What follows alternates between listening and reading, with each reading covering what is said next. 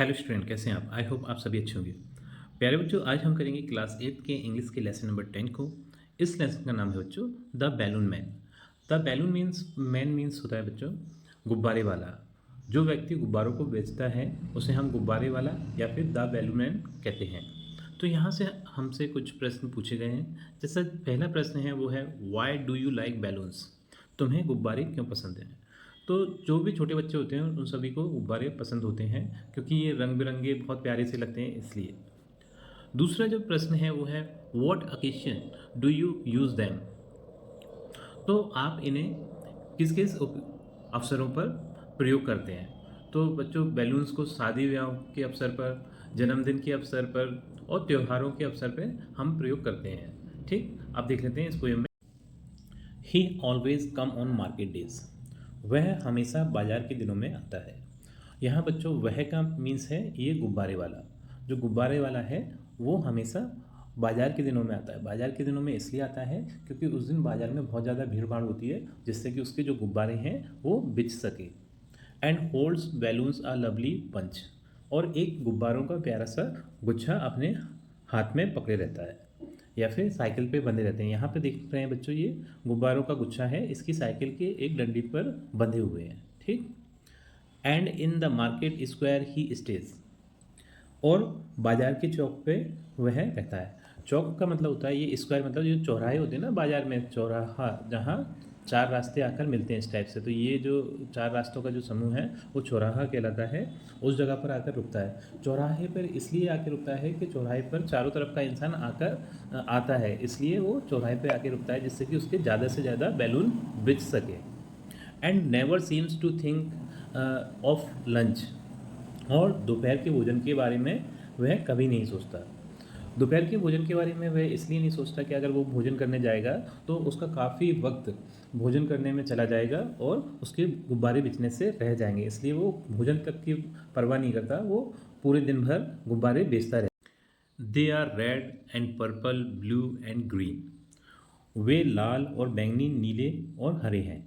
तो जो गुब्बारों का रंग है बच्चों वो कैसा है? लाल है, बैंगनी है, नीले हैं और हरे हैं। इस तरीके के गुब्बारे हैं। आपने देखे होंगे बच्चों, बहुत सारे कलर के गुब्बारे आते हैं। ठीक, और बहुत ज़्यादा वो आकर्षित लगते हैं।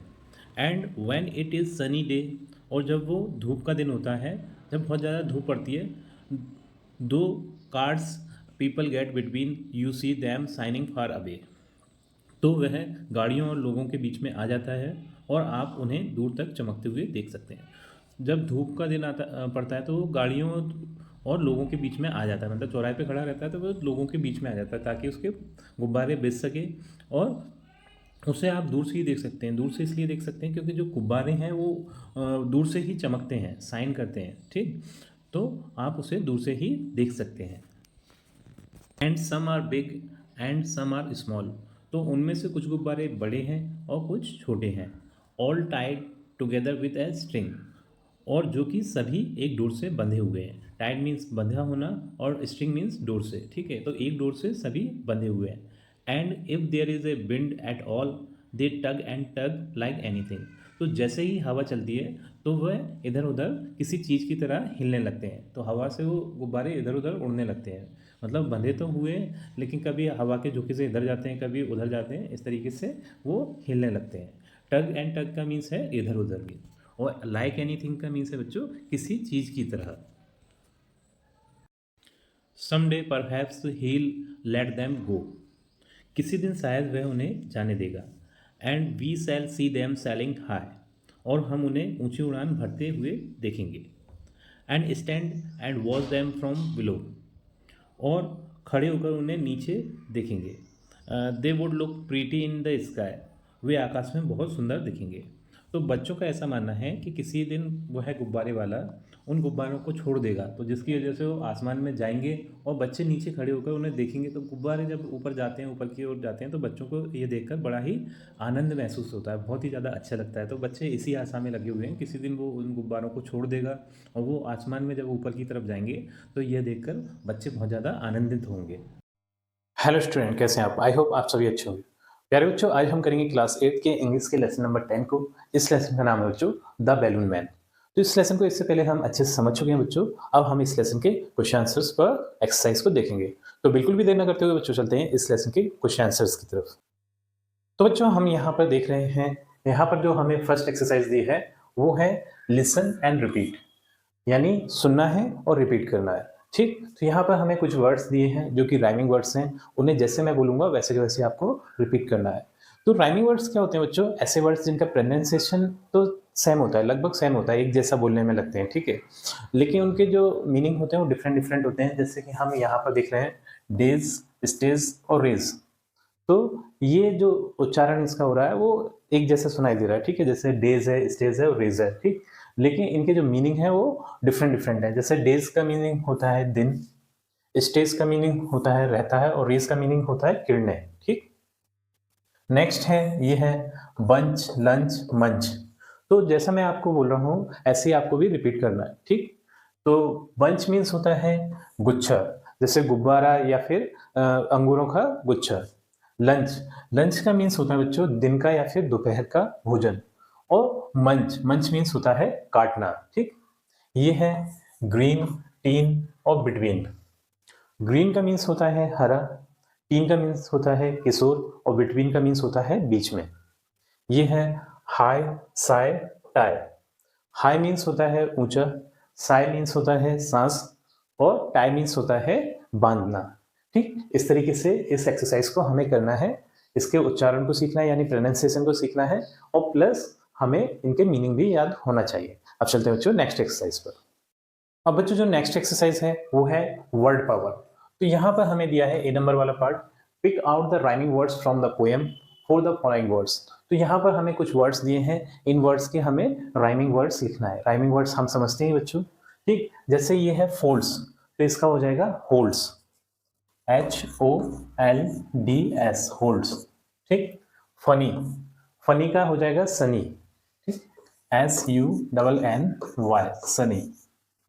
डाइनिंग, डाइनिंग का हो जाएगा साइनिंग, SHINING, साइनिंग। मग, मग का हो जाएगा टग, TUG, टग। फॉलिंग, फॉलिंग का हो जाएगा सेलिंग, SAILING, सेलिंग। तो यहाँ पर देख रहे हैं बच्चों उच्चारण तो एक जैसे लग रहे हैं लेकिन इनके जो मीन है वो डिफरेंट डिफरेंट है। तो इनके ये क्या हो जाएंगे, राइमिंग वर्ड्स हो जाएंगे। जैसे फोल्ड्स का होल्ड्स, फनी का सनी, डाइनिंग का साइनिंग, मग का टग और फॉलिंग का सेलिंग, इस तरीके से। अब देख लेते हैं बच्चों नेक्स्ट एक्सरसाइज को। अब बच्चों जो वर्ड पावर का बी नंबर वाला पार्ट है वो है write the encircled words against their correct meaning. तो यहाँ पर हमें सर्कल्स में कुछ वर्ड्स दिए हैं, तो यहाँ पर हमसे कुछ क्वेश्चंस पूछे गए हैं, तो उनके मीनिंग के हिसाब से इनमें फिल करना है उन वर्ड्स को।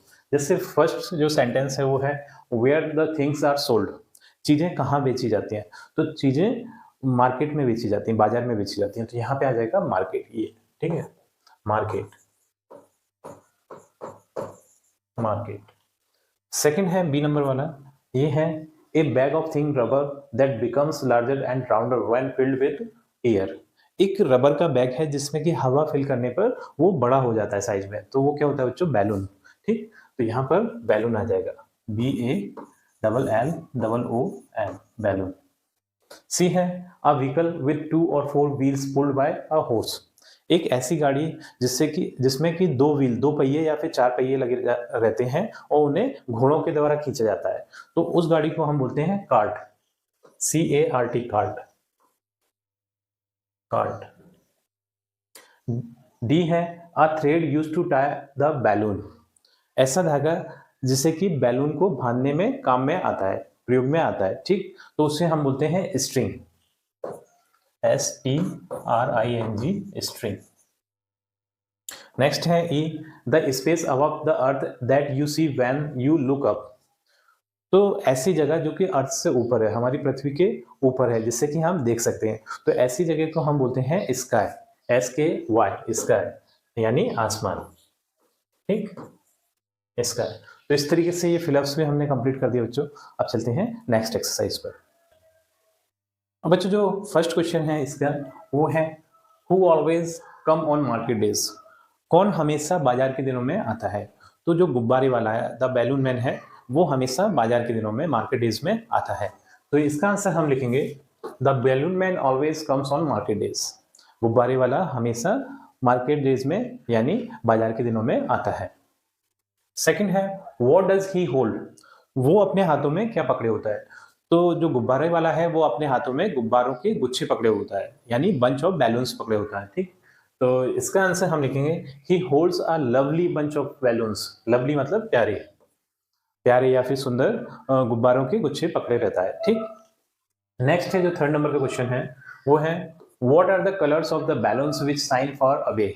जो बैलून्स हैं जो कि दूर से ही चमकते रहते हैं वो उनके कलर क्या है। तो उनके कलर बच्चों हरे, लाल, बैंगनी, ठीक, और आसमानी, इस तरीके के कलर हैं। तो इसका आंसर हम लिखेंगे the balloons which shine far away are red यानी लाल, पर्पल, ब्लू एंड ग्रीन। तो जो वो गुब्बारे दूर से ही चमकते रहते हैं उनका कलर कैसा है, रेड यानी लाल, पर्पल यानी बैंगनी, ब्लू यानी नीला और ग्रीन यानी हरा। इस तरीके के कलर हैं उन बैलून्स के। ठीक, फोर्थ नंबर का जो क्वेश्चन है वो है what do the balloons do when it is windy day. जब हवा वाला दिन होता है यानी हवा चलती है तो बैलून्स क्या करते हैं, तो बैलून्स हवा से इधर उधर खिंचते हैं या फिर हिलते हैं। ठीक, तो इसका आंसर हम लिखेंगे ऑन अ विंडी डे, हवा के दिन the balloons tug and Tang like anything, वो किसी चीज की तरह इधर उधर खिंचते हैं या फिर हिलते हैं। ठीक,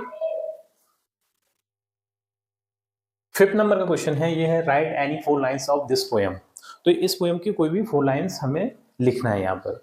तो जो बच्चों जो लास्ट लाइन थी, लास्ट स्टैंजा था, वो मैंने यहाँ पर लिख दिया है someday perhaps he will let them go and we shall see them sailing high and stand and watch them from below they would look pretty in the sky.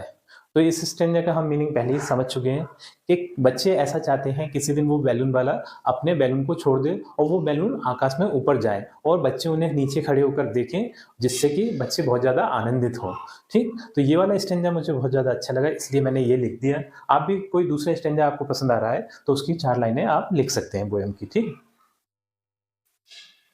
जो 6th नंबर क्वेश्चन है वो है what does the poet से in the third stanza. जो third stanza है उसमें poet ने यानी कवि ने क्या कहा है। तो इसका आंसर आप लिखेंगे the poet says that all small and big balloons are tied with a string and if there is wind then they will tug like anything. तो थर्ड स्टैंजा में पोएट कहते हैं कि सभी जो बैलून है वो एक स्ट्रिंग यानी धागे से बंधे हुए हैं और वो there is a wind then, जब है ना हवा चलती है तो वो बैलून इधर उधर हिलते हैं किसी चीज की तरह। तो ये थर्ड स्टैंजा में पोएट ने कहा है। तो बच्चों इसी क्वेश्चन के आंसर के साथ हमारी ये वीडियो कंप्लीट होती है। आई थिंक वीडियो आपको पसंद आई होगी। यदि वीडियो आपको पसंद आई है तो वीडियो को लाइक करिए, चैनल को सब्सक्राइब करिए। आपसे मिलते हैं अपनी अगली वीडियो में।